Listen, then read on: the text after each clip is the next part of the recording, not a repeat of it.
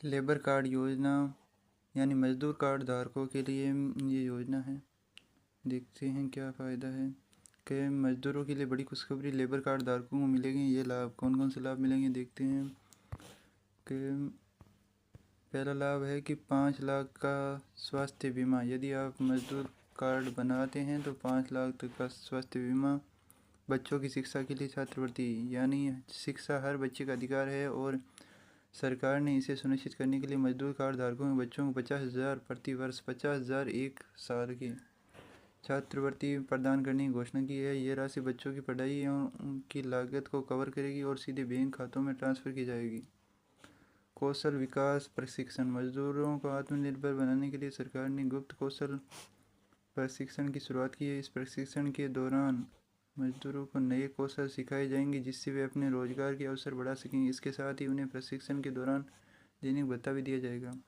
आवास सहायता, हर मजदूर का सपना होता है कि अपना घर हो। इस सपने को पूरा करने के लिए सरकार ने 2.5 लाख तक की वित्तीय सहायता देने की घोषणा की है।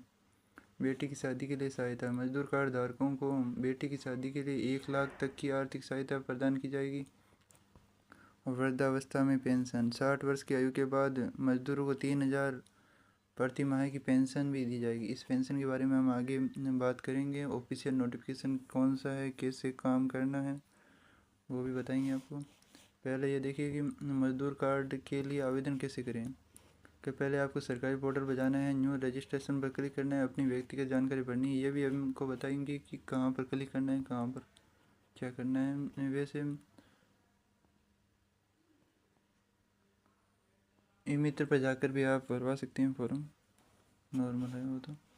और मजदूर कार्ड पात्र के लिए पात्रता एवं आवश्यक दस्तावेज, ये देख सकते हैं आपके पात्र कौन है, यानी कौन इसके कार्ड बनवा सकता है। 18 से 60 वर्ष के बीच होनी चाहिए आयु और असंगठित क्षेत्र में कार्यरत हो। आधार कार्ड होना अनिवार्य है, यानी पहले आधार कार्ड बनवाओ उसके बाद मजदूर कार्ड बनवा सकते हैं। पहले आधार कार्ड होना चाहिए, आधार कार्ड होना चाहिए, पासपोर्ट साइज़ फ़ोटो होनी चाहिए, बैंक पासबुक की कॉपी होनी चाहिए, यानी बैंक में खाता भी होना चाहिए। दूसरा, पहला आधार कार्ड, दूसरा बैंक में खाता। तीसरा के लिए आय प्रमाण पत्र और निवास प्रमाण पत्र। आय 15,000 से कम होनी चाहिए।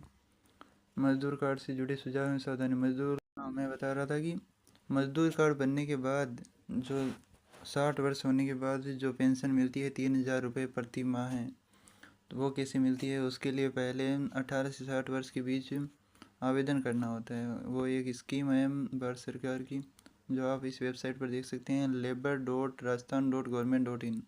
इस पर आप क्लिक करेंगे तो यहाँ पर आ जाएगी ये वेबसाइट, और इस वेबसाइट पर यहाँ पर देखो लिंक दिया हुआ है, PMSYM स्कीम 2019। इस पर क्लिक करेंगे तो ये आ गई स्कीम।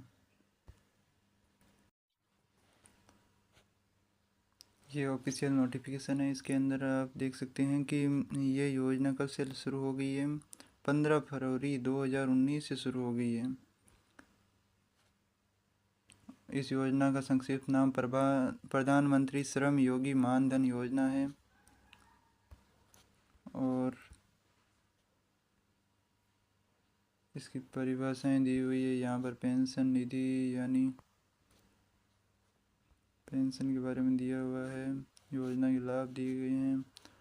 योजना के लाभ तो आपको पता ही है कि 60 साल, यहाँ पर लिखा हुआ है कि पेंशन का भुगतान होगा कब होगा, 60 वर्ष की आयु प्राप्त करने के पश्चात। इस योजना के अधीन प्रत्येक पात्र अभिदाता को न्यूनतम मासिक यानी प्रत्येक महीने 3,000 रुपये की पेंशन प्राप्त होगी। यह पेंशन कैसे प्राप्त होगी, इसके लिए 18 से 60 वर्ष के बीच आपको आवेदन करना होगा। यानी यदि आपकी आयु 18 साल है तो प्रत्येक महीने 55 रुपये डालने हैं इस स्कीम के तहत, और 55 रुपये सरकार देगी। तो ऑल ओवर कितने हो गए, 110 रुपये, यानी एक महीने 110 रुपये हो गए।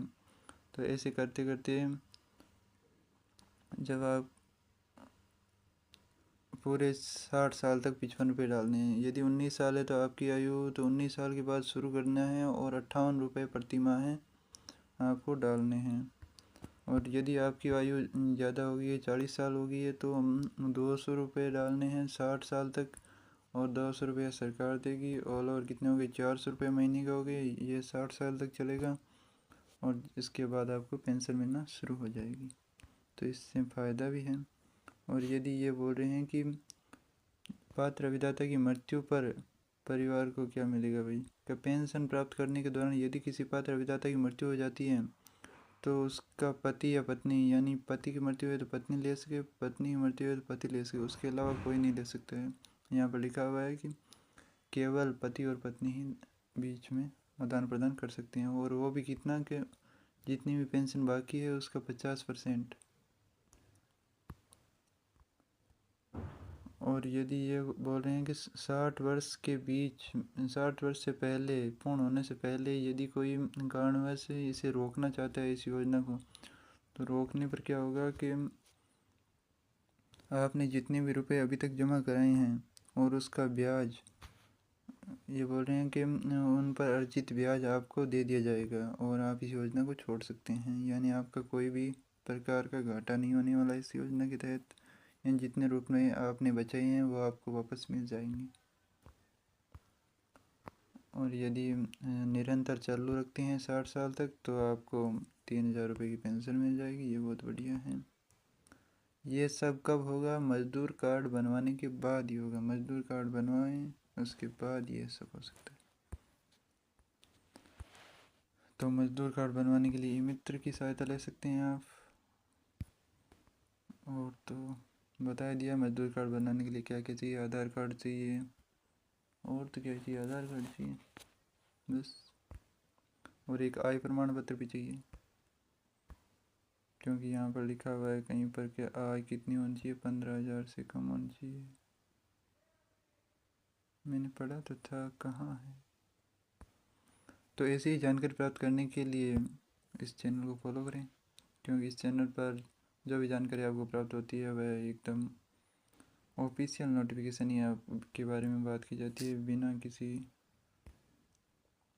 बहकावे में, यानी कोई भी ऐसी जानकारी नहीं दी जाती है। आपको रजिस्ट्रेशन करवाना है तो इसी वेबसाइट पर जाना होगा, वो तो ई मित्र से ही हो सकता है। घर पे करना है तो अलग बात है। Okay, thank you. मिलते हैं किसी अन्य वीडियो के साथ।